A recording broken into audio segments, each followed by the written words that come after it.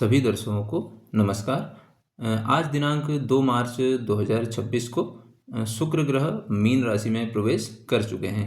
शुक्र की ये उच्च की राशि होती है। तो आज हम इस वीडियो में चर्चा करेंगे कि शुक्र का जो ये गोचर हुआ है मीन राशि में, इसका मेषादि राशियों पर क्या प्रभाव रहने वाला है। तो वीडियो प्रारंभ करने से पूर्व मैं आप लोगों से निवेदन करना चाहूँगा कि आप मेरे इस यूट्यूब चैनल को सब्सक्राइब कर लीजिए और नोटिफिकेशन बेल को आप ऑन कर लीजिए, क्योंकि अब नव संवत्सर यानी विक्रमी संवत आने वाला है।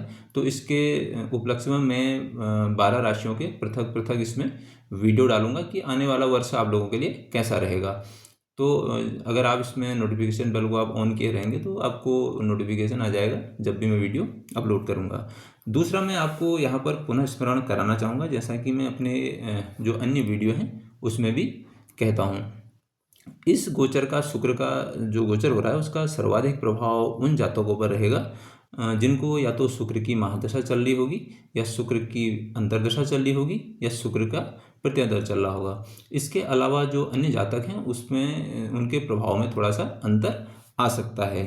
तो आइए हम वीडियो प्रारंभ करते हैं। देखिए, सर्वप्रथम हम बात करते हैं काल पुरुष की प्रथम राशि यानी मेष राशि के बारे में। देखिए, मेष राशि के उसमें क्या है कि शुक्र आपके 12वें भाव में गोचर करेगा। तो 12वां भाव क्या है? आपका जो है खर्चों का है। तो आप सुख सुविधाओं में, विलासिता की चीज़ों में आपका खर्चा हो सकता है। 12वां भाव इन्वेस्टमेंट का है, तो इस वजह से हो सकता है कि आप इन्वेस्टमेंट करें। और दूसरा, जो पैसा आपने इकट्ठा किया है आज तक, उसको इन्वेस्टमेंट कर सकते हैं आप। विदेश यात्रा हो सकती है आपकी, और विदेश से धन प्राप्ति की भी ये संभावना यहाँ पर होती है। यहाँ पर एक चीज़ और भी है कि आपका जो व्यय है वो व्यय, देखिए, या तो हॉस्पिटल, क्योंकि 12वां भाव हॉस्पिटल का भी है, तो वहाँ आपका व्यय हो सकता है।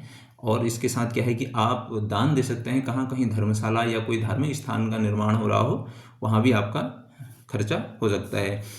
दूसरा क्या है कि 12वें भाव में जब शुक्र जाते हैं तो एक चीज़ और है कि जो आपका जीवन साथी है उनको भी हेल्थ इश्यू यहाँ पर आ सकते हैं, या उनके साथ थोड़ा बहुत आपके साथ वैचारिक मतभेद होने की भी संभावना होती है। और 12वां भाव चूंकि आध्यात्म का और मेडिटेशन का है, आइसोलेशन का है, तो हो सकता है कि आप मेडिटेशन या ध्यान से ये जुड़ें। इस तरीके की पॉसिबिलिटी यहाँ पर दिख रही है। अब हम बात करते हैं काल पुरुष की दूसरी राशि वृषभ राशि के बारे में। देखिए, आपके जो शुक्र हैं ये एकादश भाव में गोचर करेंगे। तो एकादश भाव आय का है, तो क्या होगा कि देखिए, सबसे ज़्यादा तो आपकी जो आर्थिक स्थिति यहाँ पर बढ़ेगी। आपके आय के नए स्रोत बढ़ सकते हैं। आप नए आय के स्रोतों को बनाने की तरफ जा सकते हैं, और वो आसानी से बन भी सकते हैं। सामाजिक जीवन आपका जो है इस समय बहुत अच्छा हो जाएगा। आपके जो मित्र हैं उनका आपको सहयोग मिलेगा। जो आपका सोशल सर्कल है वहाँ से भी आपको लाभ होने की संभावना है। सामाजिक प्रतिष्ठा आपकी बढ़ेगी। जो आपका एक आकर्षण है वो इस समय निकल के आएगा। और आपकी इच्छा पूर्ति, अगर कोई लंबे समय से कोई मनोकामना रही हो, क्योंकि एकादश भाव इच्छा पूर्ति का भी है, तो आपकी मनोकामना पूरी हो सकती है। जो भी आपके रिलेशनशिप या इस तरीके के जो प्रेम संबंध हैं उनमें प्रगाढ़ता आएगी, वो सुधरेंगे, और आपके नए मित्र बन सकते हैं। अब हम बात करते हैं काल पुरुष की तीसरी राशि मिथुन राशि के बारे में। देखिए, शुक्र आपके इस समय जो है 10वें भाव में गोचर करेंगे। तो करियर या जो आपका आजीविका का क्षेत्र है वहाँ पर आपको आपकी जो प्रतिभा है या जो आपका स्किल है उसकी आपको सराहना होगी। उसकी पदोन्नति के योग हैं आपके। कुल मिलाकर के जो आपका अगर बिजनेस है तो बिजनेस में आपको लाभ हो सकता है। नए प्रोजेक्ट आपको मिल सकते हैं। स्टेटस आपका बढ़ेगा। और दूसरा, यहाँ पर एक चीज़ और है कि जो आपका, क्योंकि ये यहाँ से चतुर्थ भाव को भी देखेगा, तो जो आपको पारिवारिक सुख है, घर का वातावरण बड़ा अच्छा रहेगा। पारिवारिक सुख मिलेगा आपको, माता पिता का सहयोग मिलेगा। और अगर आपका, देखिए, कला या मीडिया से जुड़ा हुआ है, तो क्योंकि 10वें भाव में शुक्र का आना आपके करियर के लिए बहुत अच्छा ये समय रहेगा। अब हम बात करते हैं काल पुरुष की चौथी राशि कर्क राशि के बारे में। देखिए, आपके शुक्र जो है इस समय 9वें भाव में गोचर करेंगे। तो यहाँ पर क्या है कि देखिए, भाग्य का आपको साथ मिलेगा पूरा, और भटके हुए जो काम है, अटके हुए जो काम है आपके, वो आपके काम पूरे होंगे। धार्मिक यात्रा हो सकती है, आप यात्राओं पे जा सकते हैं। हायर एजुकेशन के लिए बहुत अच्छा समय है, और विशेषकर जो विदेश जाकर पढ़ना चाहते हैं, पैतृक संपत्ति या पिता से लाभ आप यहाँ पर कह सकते हैं कि पिता से आपको लाभ होने की संभावना है। और धर्म से या कल्चर से जो जुड़े हुए लोग हैं उनको भी यहाँ पर लाभ होगा। और इसके साथ ही साथ मीडिया से जुड़े हुए लोग हैं उनका भी यहाँ पर उनके लिए भी अच्छा समय है। अब हम बात करते हैं कालपुरुष की 5वीं राशि सिंह राशि के बारे में। देखिए शुक्र आपके इस समय जो है 8वें भाव में गोचर करेंगे। 8वां भाव सामान्यतया बहुत अच्छा नहीं माना जाता है, तो आपको देखिए लाभ, क्योंकि शुक्र जो है धन का कारक है, तो आपको सडन गेन हो सकते हैं, अचानक से आपको लाभ हो सकता है। इनहेरिटेड प्रॉपर्टी से आपको लाभ हो सकता है, पिता से आपको लाभ होने की संभावना है। स्वास्थ्य के प्रति आपको सचेत रहना पड़ेगा, क्योंकि 8वां भाव आपका ट्रांसफॉर्मेशन का है और ब्लॉकेजेस का है, हेल्थ इश्यू का भी है, बड़े हेल्थ इश्यू का होता है। तो खान पान पे आपको नियंत्रण रखना पड़ेगा, क्योंकि इसका सीधे सीधे संबंध द्वितीय भाव से होता है। तो आप अपनी यानी खाने पे या जीभ पे नियंत्रण रखें। आपको इस समय देखिए इंटरेस्ट हो सकता है, ज्योतिष में आपका रुचि बढ़ सकती है, रिसर्च में आप आ सकते हैं, मंत्र तंत्र या गूढ़ जो विद्याएं हैं उनकी तरफ आप जा सकते हैं। और अगर आप पहले से जुड़े हुए हैं तो उन लोगों के लिए बहुत अच्छा समय है, यानी कि इन चीज़ों से आप पैसा भी यहाँ पर कमा सकते हैं। यहाँ पर देखिए क्या है कि आपको कुल मिलाकर के अपने धैर्य को या पेशेंस को नहीं खोना है, और ट्रांसफॉर्मेशन के लिए आपको कुल मिलाकर के तैयार रहने की आवश्यकता यहाँ पर पड़ेगी। अब हम बात करते हैं काल पुरुष की 6ठी राशि कन्या राशि के बारे में। देखिए शुक्र आपके जो है इस समय 7वें भाव में गोचर कर रहे हैं। तो 7वां भाव क्या है? आपका जीवन साथी का है, पार्टनरशिप दोनों चीज़ों का है, स्पाउस का भी होता है। तो इस समय अगर जिनका विवाह नहीं हुआ है उनके लिए संभव है कि उनका विवाह हो, प्रस्ताव आ सकते हैं। आपके जीवन साथी के साथ संबंध बेहतर होंगे। अगर पहले से कुछ वैचारिक मतभेद की स्थिति थी, संबंध बेहतर हो सकते हैं। यहाँ पर साझेदारी में अगर आप काम कर रहे हैं, कुछ व्यवसाय, वहाँ से आपको लाभ हो सकता है, या फिर जीवन साथी के द्वारा भी उनको भी लाभ हो सकता है। व्यक्तित्व आपका यहाँ पर बहुत अच्छा आएगा, क्योंकि इस समय आप अट्रैक्टिव पर्सनैलिटी बन के आगे आप बढ़ोगे और लोग आपकी तरफ एक अट्रैक्ट होंगे, एक अलग सा आकर्षण आप फील करोगे। जीवन साथी के साथ आपके संबंध मैं पहले ही बता चुका हूँ कि वहाँ संबंध सुधरने वाले हैं, अगर पहले से कुछ दिक्कत आ रही थी। तो अब हम यहाँ पर बात करेंगे कालपुरुष की 7वीं राशि तुला राशि के बारे में। देखिए तुला राशि इस समय आपके 6ठे भाव में गोचर करे, तो किन लोगों के लिए, देखिए मैं आपको बताऊं 6ठा भाव क्या है, रोग रिपु ऋण का है। 6ठा भाव भी बहुत अच्छा नहीं माना जाता, क्योंकि स्ट्रगल का भाव होता है। किन लोगों के लिए अच्छा है? उन लोगों के लिए अच्छा है जो पहले से संघर्ष कर रहे हैं, कंपटीशन के उसमें हैं, और कोई लीगल कॉम्प्लिकेशन उनका चल रहा है, तो वहाँ आपको लाभ हो सकता है। और अगर आपका काम ही ऐसा है कि आप जहाँ पर लोगों के बीच सॉर्ट आउट करते हैं, विवादों को आप सुलझाते हैं दो लोगों के बीच में, तो वहाँ से आपको लाभ होने की संभावना है, पहली चीज़। दूसरी चीज़ ये है कि अगर आपका लोन या कर्ज कुछ रहा पड़ा था, तो वो आपका इस समय जो है लोन सेटलमेंट की तरफ जा सकता है। यहाँ पर एक चीज़ और भी है, क्योंकि ये आपका करियर के लिए बहुत अच्छा, अगर आपने स्ट्रगल डाला है तो सर्विस सेक्टर में है, बहुत अच्छे आपको लाभ होंगे, वहाँ पर आपको प्रमोशन मिलेगा, आपको कुल मिलाकर के लाभ होने की संभावना है। लेकिन यहाँ पर आपने क्या करना है कि देखिए 6ठे भाव में शुक्र है, तो ये आपको रोग दे सकता है। स्वास्थ्य से संबंधित क्या हो सकती है उन लोगों को, जैसे जो डायबिटीज़ के पेशेंट हैं, या जिनको रिप्रोडक्टिव सिस्टम से रिलेटेड डिजीज़ है, या फिर आपको मैं कहूँगा कि गले या थायराइड से संबंधित दिक्कत है, या पैंक्रियाज जिसको हम कहते हैं कि डायबिटीज़ के जो पेशेंट हैं उनको ध्यान रखने की आवश्यकता है। अगर आपका रूटीन ठीक है तो आपने इस चीज़ की तरफ ध्यान देना है। अगर रूटीन ठीक है तो आपका कोई बहुत ज़्यादा दिक्कत ऐसी आने वाली नहीं है। लेकिन अगर आपका रूटीन बिगड़ा हुआ है पहले से, तो आप रूटीन को ठीक कर लीजिए, यहाँ पर इस समय आपको समस्या आ सकती है। अब हम बात करते हैं कालपुरुष की 8वीं राशि वृश्चिक राशि के बारे में। देखिए शुक्र आपके समय 5म भाव में गोचर कर रहे हैं।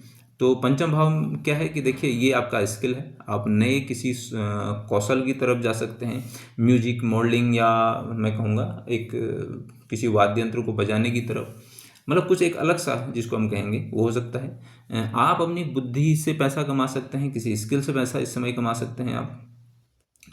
लव रिलेशन के लिए बहुत अच्छा समय है, और संबंध आपके बहुत मजबूत हो जाएंगे। संतान पक्ष से आपको शुभ समाचार मिल सकता है।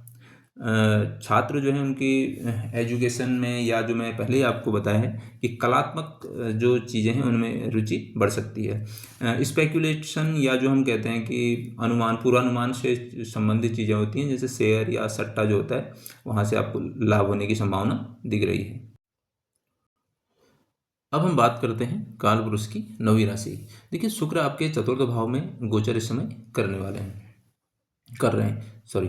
तो यहाँ पर क्या है, चतुर्थ भाव से संबंधित चीज़ें, नया वाहन आप खरीदने की तरफ जा सकते हैं, प्रॉपर्टी आप खरीद सकते हैं, माता का आपको सहयोग मिलेगा, माता की अगर उनको हेल्थ इश्यू या इस तरह की कोई चीज़ है तो वहाँ से भी आपको मतलब मैं कहूँगा कि समस्या से निजात मिलेगा, यानी उनकी हेल्थ ठीक होने की संभावना है। आप इस समय जो पूरा पैसा खर्च करेंगे घर के सौंदर्यीकरण में या उसमें लग्जरी या घर को बेहतर बनाने में आपका पैसा खर्च होने वाला है। मन आपका इस समय बहुत प्रसन्न रहेगा, यानी कि पीस ऑफ माइंड के लिए बहुत अच्छा समय आपका ये जाने वाला है।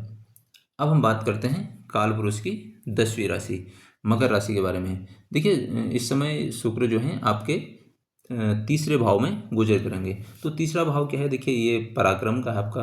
तो इस समय आपका जो आत्मविश्वास है ये बिल्कुल बढ़ा हुआ रहेगा, आप जोखिम नहीं लेंगे।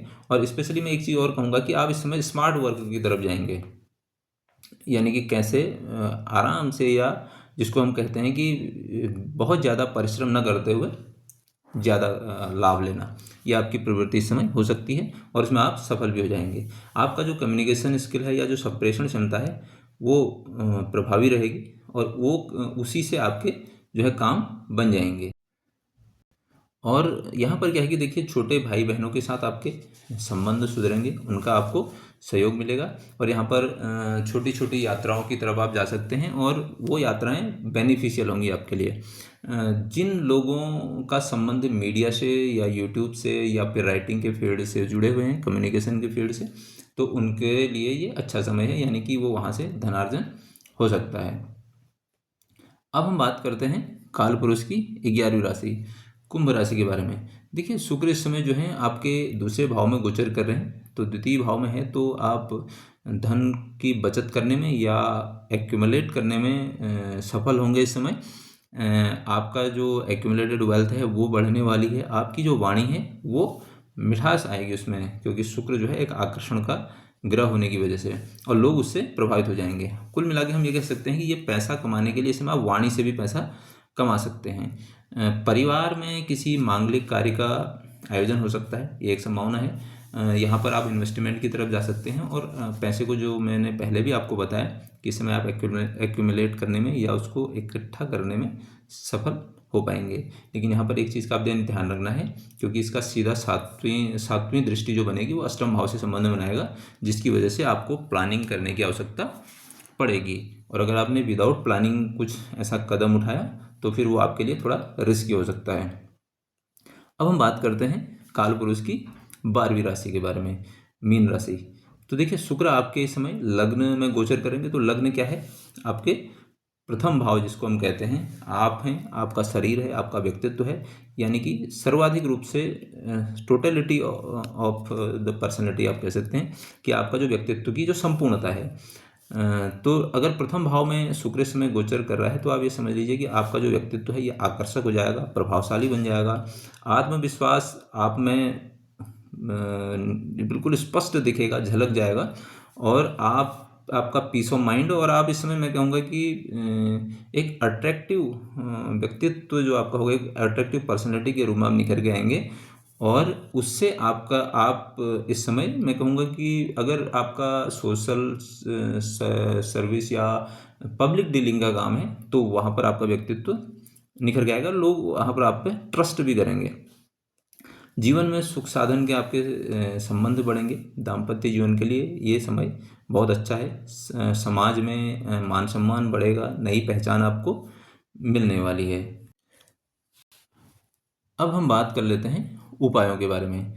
देखिए शुक्र के जो कॉमन उपाय हैं वो एक चीज़ तो आप ये ध्यान रखिए कि जो स्त्री वर्ग है, स्त्री वर्ग का सभी लोगों को सम्मान करना चाहिए, क्योंकि शुक्र जो है रिप्रेजेंट करता है स्त्री को, महिलाओं को, पहली चीज़। दूसरी चीज़ है जो विवाहित लोग हैं, पुरुषों के लिए है कि वो अपनी पत्नी से सलाह लें कार्य को लेने से पहले। मतलब मानना जरूरी नहीं है, अगर आपको लगता है कि उनको उतना ज्ञान नहीं है तो एक बार आप पूछ सकते हैं।